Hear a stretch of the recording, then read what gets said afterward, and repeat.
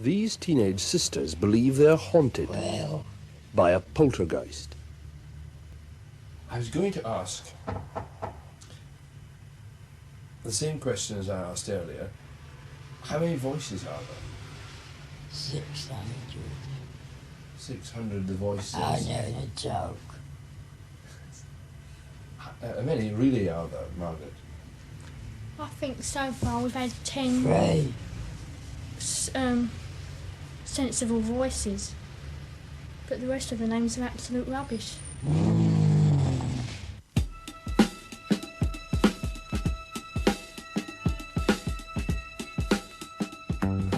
11-year-old Janet Hodgson appears to be the focus of many of the strange happenings in Green Street. But they also affect her 14-year-old sister, Margaret, and their younger brother, Billy. One of the first manifestations was when Lego bricks began to fly at high speed around the living room. How does it feel to be haunted by a poltergeist? It's not haunted. Shut up. Why isn't it haunted? I don't know. Does it frighten you, the things that happen here? Oh, well, it did first, but now I've got more used to it. And you learn to accept the things that happen. It slang covered it, Mum. My idiot Mum. Slung a bookshelf at Margaret. Have you tried telling it to go away? Yes, Yeah, many times. no answer, nothing. And what does it reply? No, it won't. It'll stay another 6-7 years. The local police could find no explanation for the knocking either. They were even more baffled when two of their beat constables reported seeing an armchair levitate across the Hodgsons' living room. It came off the floor, or nearly a half-inch, I should say, and I saw it slide off to the right, about 3.5 to 4 feet before it came to rest. I checked to see whether or not it could possibly have slid along the floor. I placed a marble on the floor to see whether or not the marble would go in the same direction as the chair did, and it didn't roll at all. I checked for wires under the cushion of the chair, and I could find no explanation at all.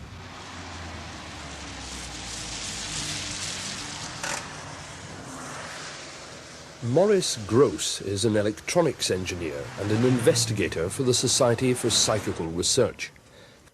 Over here was Janet, and over here, in this bed here, was Margaret. It was in the same bedroom a month later, with all the family present, that Maurice Gross first challenged the poltergeist to talk. And this was actually the result. You'll hear here the whistling first of all, and then the barking. And here is this noise.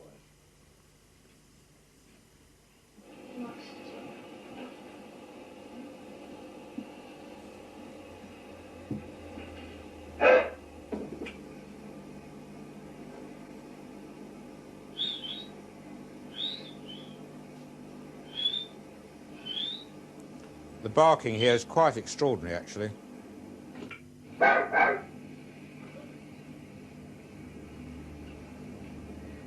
We got a doggy here.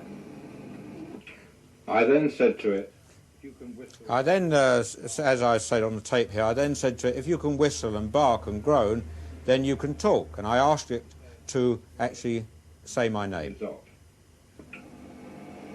Oh, Well, just a minute. Right, we'll try again.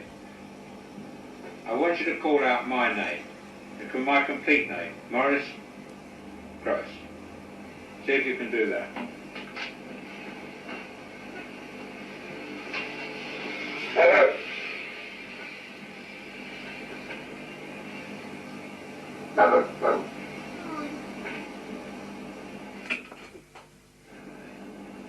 Very good. Let me hear you say my name again. Come on, let me hear you say my name. Come on, my name's Maurice. Let me hear you say it. Maurice. Now that was the first time we heard the voice, and since then we've been hearing it again and again, and it's been getting louder and louder. What about the voices? When did the voices start? December 12th. December the 12th. Yes. And how did this start? Well, one night Mr. Grove was talking about it about 8:30. He said, all we need now is the voices to talk. And that night I went to bed and can't remember exactly what happened.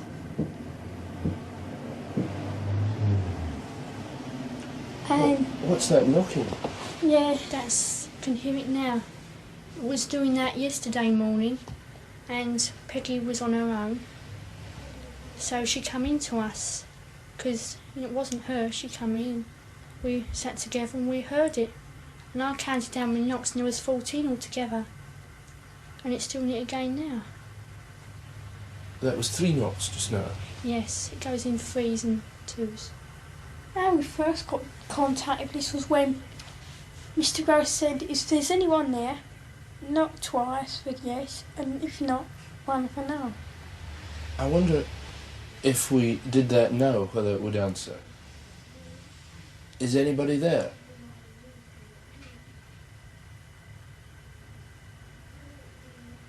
Is anybody there?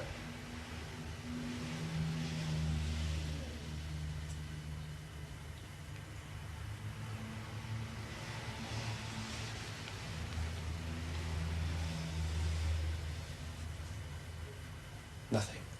No. It doesn't always do it to order. No, it doesn't. It goes in spasms. Like we're talking now. It may not now, after you've said that, but it won't do it when you want it to, straight away. No. What about the voices? They sometimes say things and make answers. Is that the voice now? Yeah. Is anybody there? How many voices are there?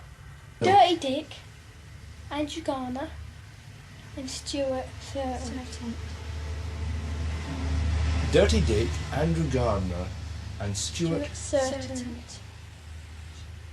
Oh, has he ever spelt that for you? No. Mr. Ghost asked him, but something distracted Mr. Ghost last night when he asked. Oh, some time ago. And Sorry, what do you go on. think these are? Are they people or are they just voices? Could be spirits, oh, I don't know. I believe it's a Ghosts form or of the something. spirit speaking for us somehow. No. We don't get this at school, these voices are. Because I believe when we're all separate, it's not so strong. Just when you come near each other? Yeah, like here, or our aunts, we were up there together, or in Peggy's next door. And Janet's, your voice is stronger, isn't it? It seems to be the strongest. Yeah. When you hear the voice and it comes out, where does it come from? Here, your throat? No. Where do you feel it comes Back from? of the neck. Back of the neck. And so it must be as if it's somebody else speaking then, when you hear Yeah, it. behind us. And do you get the feeling when you hear the voice that there is a person there? Yes. Yeah. And do they tell you much about themselves? Not really, no. They just tend to growl and... Play around and sort of joke and be silly. No. I wonder, do you think there's anyone there just now? Yeah. I do. Who's that? What? Who's that, Janet? Pardon? Stuart Thurton. Stuart Certain, and he's one of the voices. Yeah. Why do you think he comes and speaks through you? To annoy us. Does he ever say anything nice? Well. Don't know really. Shall we Says- try and speak to him? No. We'll see if he'll speak to us. Yeah. Is anybody there? No. Who's there? Doctor Doctor Who?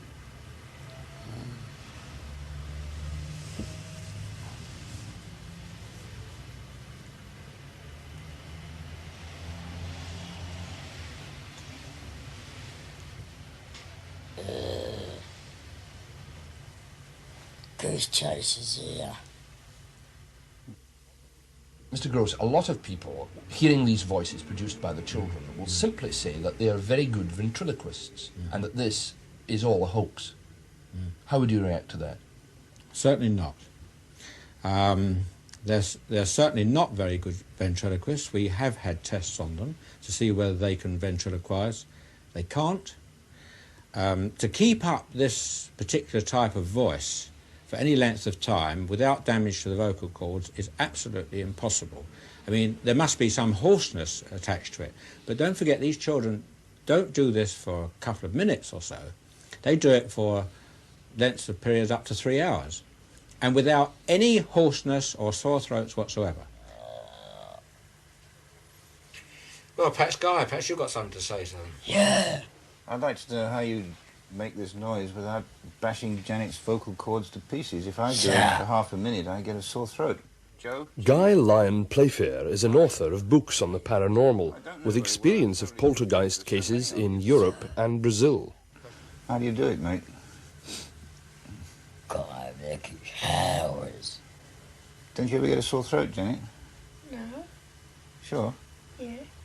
You never get pain in the back of the neck or something? No. Oh, what do you mean? I'm sorry, I'm not with you. What? I feel, Oh, you with me now? With me? Sensation in the back of the neck. Yeah. Well, tell us about that. I don't know how to No, tell me explain about that. You get it? Do you get it now? It's buzzing in the back of the neck. Yeah. Do you feel it vibrating as if it was sort of? No, like someone Someone got what? their hand on the back of my neck like that. Poltergeists seem to thrive on an atmosphere of tension that is partly sexual. The fact that most of the focuses are adolescents seems to contribute to the mischievous nature of the effects, leading some to suggest that the kids are faking or enjoying a laugh at the expense of the investigators. But to create all the bizarre effects that went on in this house either involves a gigantic conspiracy with the neighbours or a disruption in our laws of mind and matter.